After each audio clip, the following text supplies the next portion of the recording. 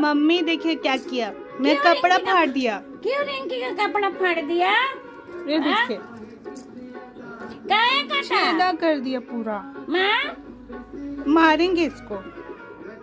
क्यों नहीं मैं करना चाहिए ना, कपड़ा फाड़ दिया।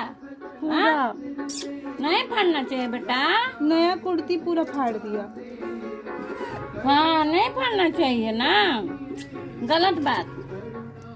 ये देखिए छेदा कर दिया। क्यों फाड़ दिया? देखो तो रहन दे रही है। हाँ बैठे हुए तो पीछे से कब आके काट दिया पता ही नहीं। गंदा बात ना। मेरे कपड़ा मिला।